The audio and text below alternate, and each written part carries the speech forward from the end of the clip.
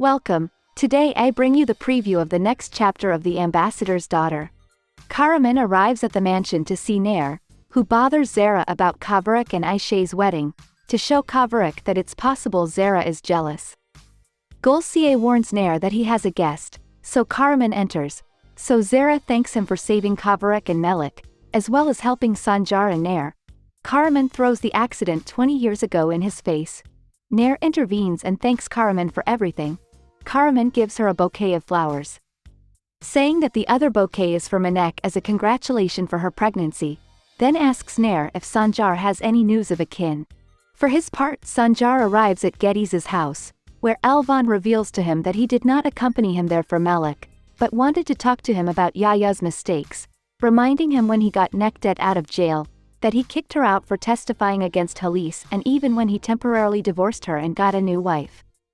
So they remember that Sanjar found a doctor for Elvan, but Yaya said there was no point in trying anything because Elvan would not stop being sterile and it would just be a waste of time. So Sanjar asked him if he would give up so easily before trying to find a solution. So Yaya said that the solution was to divorce Elvan and marry a woman who would give him a child. Sanjar was furious, but Yaya told him that the only reason Halis made him get married is because he didn't want to. But since he couldn't have children, Halis pressured him again, and that's why he is looking for solutions. But that if they give Halis a grandchild, it doesn't matter whose it is, if it's Elvan's or another woman's, because the only thing that matters is that the family continues. Sanjar hit him and then he saw Elvan listening while crying. Sanjar asks Elvan why he talks about things from the past. Elvan says that every time Yaya did something she was looking for a reason to justify it. But what Yaya did now has no excuse, but he only asks her not to kill him. Sanjar angrily asks him what Yaya did, so Elvan answers that it was Yaya who helped Akin to kidnap Nair. Karaman says goodbye to Nair and leaves. Kavarak says he doesn't like that man, so Nair asks him not to start talking like Sanjar and Gediz, as he should be grateful that he saved him and Melik, but Kavarak says it seems as if Karaman did the damage and then tries to fix it. Karaman goes to see Manek to give him the bouquet of flowers and indicate that if he wants Nair out of the mansion to look for him the next day because he plans to help her, for which Manek is happy. Sanjar asks Gediz to give Melik to him and tells him that they must interrogate Yaya the next day, as he needs to calm down before confronting him or else he will end up killing him. Sanjar enters calling Melik, so Melik runs to see him. Sanjar hugs her. Melik tells her that she hugged him because she missed him but she hasn't forgiven him yet. Sanjar asks her how she will forgive him. Melik replies that she already found a way and that she will only forgive him if he divorces Manek and marries Nair. Sanjar tries to refuse. Melik says that she knows that Manek is pregnant and that they are going to have a baby, but that baby can stay with them when it is born, but that he should correct his mistake and divorce Manek. Sanjar says that would only be making another mistake. Melik tells him that he has hurt her and her mother and that if he doesn't make another mistake now, he will hurt them again, but that he always hurts them anyway. Then Melik asks Elvan where her mother is, so Elvan tells her that they are going to take her to see her. So Melik angrily leaves.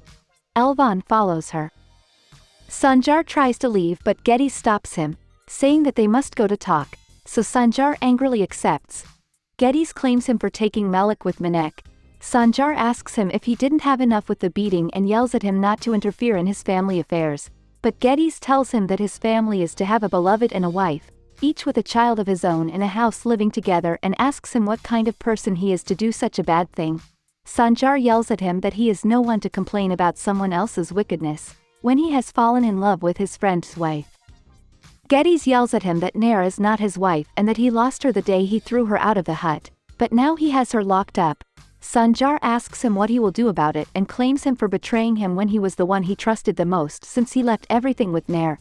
But Gediz says that everyone fights for his own truth, so Sanjar asks him to surrender, or else everything will end badly for the three of them, saying that if he has already hurt him at least he shouldn't hurt Nair. Gediz asks why he would hurt Nair. Sanjar says it's because Nair won't be his beloved and warns with that if he confesses his feelings to Nair he will end everything and even consider him an enemy and destroy him, so he should shut up. Sanjar leaves, so Gediz comments that if they are not friends it makes no difference to be enemies. Later Sanjar arrives at the mansion with Melik. She annoyingly evades him and asks why he has taken her there instead of taking her to Nair. Sanjar replies that until Nair is well she will live there. Melik asks what happened to her mother. So Sanjar says she had a small accident but is fine. Melik enters to see her mother. Nair hugs her. Sanjar intervenes but they both look at him angrily. Halis arrives and greets Melik. Then asks Elvan about Yaya, as she hasn't seen him and can't communicate with him. So Elvan and Sanjar look at each other. Elvan replies that he had an argument with Yaya and must be in one of the hotels. Halis asks him to improve his relationship with Yaya. Geddes brings food to Yaya and tells him that Sanjar has found out everything, teasingly saying that he should be afraid because maybe the next day will be his funeral. Yaya threatens him to tell everything to Nair. But Geddes tells him that won't work because he himself will go and reveal his feelings. Halis says they should go down to eat, but Sanjar refuses, to stay with Nair and Melik, so Halis warns him that things will get ugly if he doesn't go. Nair says Halis is right and he should go to dinner with his family, so Sanjar sadly agrees and goes with Halis. Nair gets up so Elvan asks him where he is going. So Nair goes to the table, making everyone tense. Nair sits with them. Atik complains to Sanjar for allowing Nair to sit with them, but Sanjar doesn't say anything. Manek enraged asks Sanjar if he also plans to make her eat with Nair and looks enraged at Nair. She tells him that he is right but that she can't do anything and that the one who should look like that is Sanjar, who is the one who won't let her leave. Halis tries to lighten the mood by asking to start dinner. Nair says that she will then go back to the room Sanjar locked her in and eat alone to let them eat dinner in peace. But that she won't leave them alone until Sanjar lets her leave, but Sanjar says that they should be patient then. Nair asks them if they are serious, saying that Manek is Sanjar's wife and she is pregnant, so she has every reason not to want her there. Plus she wants to leave that prison with her daughter, but Sanjar tells her that he won't let her leave until she heals and finds who kidnapped her, so Manek and Nair get angry. Nair asks Sanjar if he really thinks she is safe there. Sanjar asks her what she means. Nair tells him that at that same table is the man who sent some men to attack her and that the woman who planned the attack, plus she is with Manek, who beat her in front of all the engagement guests, and she is next to a man who doesn't care what she thinks or wants and forcibly holds her there. So he says if they don't let her go he will make their lives hell. Nair leaves so Manek tries to yell at Sanjar, but he shuts her up. Nair returns to the room, where she sees Melik and Kavarek sleeping. Sanjar asks Elvan and Zara to follow Nair, so they do.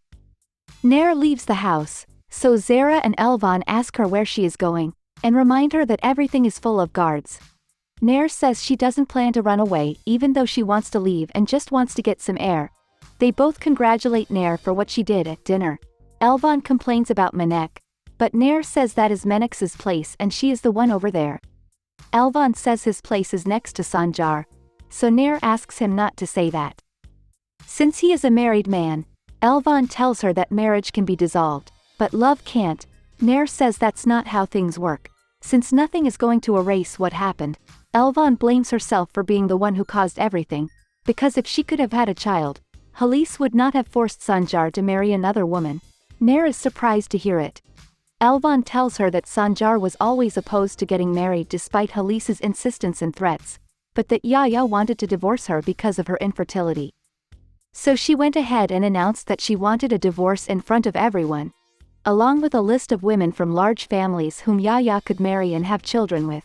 So Sanjar agreed to marry and have a child, to avoid Elvan's divorce, so she felt guilty that Sanjar sacrificed himself, but Halis was glad. Nair says that she has asked Sanjar many times why he married Manek but he never answered her. Elvan says that if Sanjar married it was because of family and pity, and not because he forgot the love he had for her. Nair says that it doesn't matter anyway because now Sanjar is a married man. Elvan says he regrets for what he did that day of divorce.